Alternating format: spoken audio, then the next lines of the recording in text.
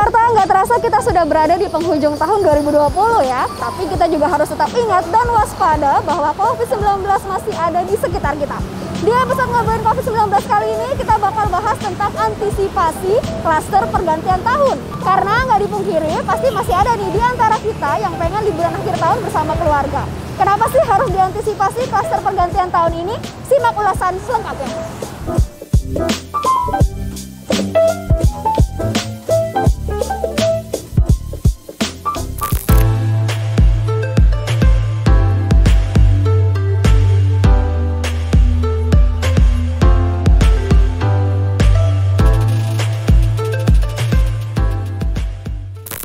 Saya sudah bersama Dr. Dwi Oktavia, Kepala Bidang Pencegahan dan Pengendalian Penyakit Dinas Kesehatan DKI Jakarta. Apa kabar, Dok? Baik, Mbak Tami, alhamdulillah. Alhamdulillah, sehat selalu ya, Dok ya. Dok, ini sudah mendekati momen pergantian tahun. Biasanya orang-orang akan menghabiskan waktu bersama dengan keluarga, kerabat, atau teman-teman begitu ya, Dok ya. Nah, di masa pandemi seperti sekarang ini, baiknya kita tuh seperti apa sih, Dok, menyikapi momen pergantian tahun ini, Dok?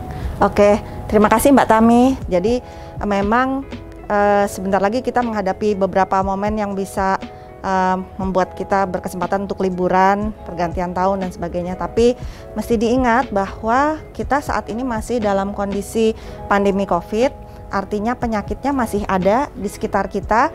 Saya khawatir sebagian dari masyarakat kita lupa ya, menganggap COVID ini sudah tidak ada, padahal sesungguhnya COVID masih ada, masih mengancam, jadi kita tentu harus terus waspada. Di kesempatan-kesempatan liburan atau kesempatan kumpul-kumpul keluarga, itu seringkali kita terbawa suasana karena senang ketemu dengan kerabat, dengan saudara yang rasanya sudah sekian bulan nggak boleh ketemu ya, terbatas, sehingga kemudian kita rasa, oh kelihatannya teman-teman kita sehat-sehat aja, terus akhirnya lupa, terbawa suasana, terus tidak menjaga protokol. Lepas masker atau makan-makan bersama yang tidak menjaga jarak, kemudian juga ngobrol pada saat makan gitu. Nah, itu tentu meningkatkan risiko terjadi penularan karena COVID ditularkan lewat percikan ludah atau dahak atau bersin yang bisa keluar pada saat kita makan yang sambil berbincang-bincang dan sebagainya. Jadi pada saat kita berkumpul di suasana liburan itu tentu satu, tetap harus bisa menjaga jarak, kemudian harus tetap memakai masker. Prinsipnya kalau kita dekat dengan orang lain kita harus pakai masker gitu. Jadi kalau satu, tentu kalau bisa jangan liburan gitu ya. Sebisa mungkin sih di rumah saja, quality time sama keluarga. Jadi memang orang-orang yang selalu ada bersama kita. Kemudian itu pun juga tetap harus waspada. Tapi kalau ternyata juga memilih untuk liburan atau beraktivitas di luar rumah, berarti harus tadi tetap protokol 3M-nya dijaga. Nah, apakah klaster keluarga ya, Dok ya, saat ini semakin banyak ditemukan gitu, Dok? Dan berapa sih kisaran jumlah klasternya untuk saat ini, Dok? Oh ya, jadi kita memang melihat itu angka-angka yang setiap hari kita pantau, Mbak Tami. Setiap ada kasus, kemudian kan kita lakukan tracing sehingga kita tahu apakah ada orang lain di sekitar pasien awal yang juga tertular COVID, dan kalau ternyata ada lebih dari satu orang, ada dua atau lebih, dan mereka punya punya jalur penularan, itu kita sebut klaster. Klaster itu bisa di dalam kelompok orang yang tinggal satu rumah atau kelompok orang yang biasa melakukan aktivitas bersama-sama kayak di tempat kerja. Nah, jadi saat ini dalam kisaran tiap minggu kita evaluasi, klaster keluarga itu mendominasi sekitar 46% dari kasus-kasus yang ada gitu. Berarti kan memang kesadaran untuk sesama anggota keluarga harus dijaga terus, bahwa mereka tetap harus waspada. Selama ada orang yang masih beraktivitas pulang pergi gitu kasarnya gitu ya, berarti dia masih bisa membawa risiko penularan dari luar ke dalam rumah, dan kemudian bisa menjadi saling tular menular tuh di anggota keluarga yang tinggal dalam satu rumah, akhirnya menjadi klaster keluarga. Nah, tapi jumlahnya saat ini kan memang sudah 46% gitu ya dok ya. Supaya nih dok, kedepannya tidak akan terulang lagi gitu klaster keluarga ini atau tidak semakin meningkat. Apa sih dok yang membuat angka positif COVID-19 saat libur panjang ini mengalami peningkatan gitu dok? Apakah emang karena klaster keluarga banyak pertemuan saat liburan panjang pergantian tahun nanti atau seperti apa nanti kondisinya dok? Kalau kita lihat dari beberapa pengalaman kesempatan libur panjang, kemudian setelah itu selalu kita lihat udah minimal udah 2 kali ya, di bulan Juli dan di kemarin di akhir Oktober. Itu 2 minggu setelah selesai masa libur panjangnya, itu kasusnya naik tuh, mulai naik 2 minggu sampai 3 minggu sampai 4 minggu. Nah itu memang sesuai karena kalau dilihat dari masa inkubasi penyakit, maka waktu terjadi mulai gejala atau mulai terinfeksi itu kira-kira bisa jadi sampai 2 minggu setelah kontak terakhir gitu. Nah, jadi pada saat tadi libur panjang itu kan memang mayoritas pasti perginya dengan keluarga ya.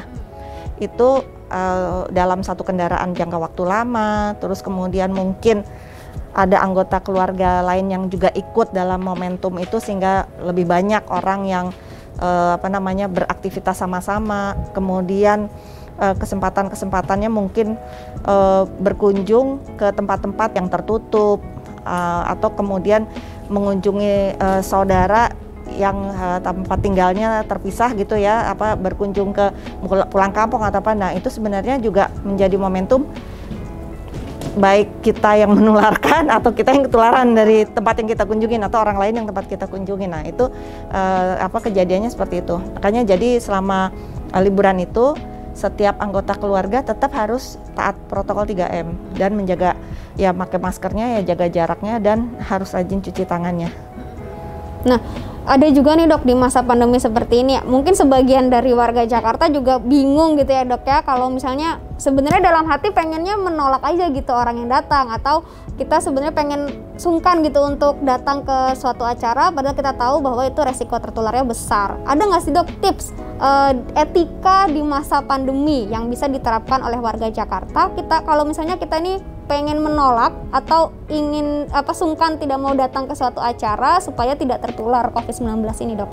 Iya, itu ya tantangan ya, karena kita orang timur seneng kumpul gitu.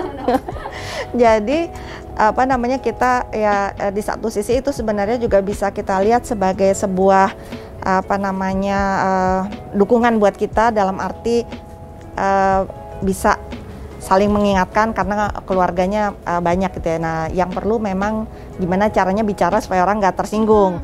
Mungkin bisa disampaikan bahwa saling mengingatkan bahwa oke, kalau misalnya kita kumpul tapi kita cari tempat yang di tempat terbuka ya gitu. Kita misalnya cari tempatnya yang di taman gitu. Kalau misalnya di rumah, cari rumahnya yang memang ada halamannya bisa terbuka. Jadi seperti itu. Kemudian komitmen mungkin bisa sama-sama kita kumpul tapi semua tetap harus pakai masker ya, gitu, seperti itu. Atau mungkin juga bisa, mohon maaf di rumah ada orang tua gitu ya, sehingga kalau kita cari tempat untuk kumpul jangan di rumah ya gitu, kita cari di tempat lain. Tapi tetap harus diingat bahwa kita udah jaga nih, karena kita anggap orang tua kita rentan gitu ya, jangan sampai kemudian beliau tertular COVID.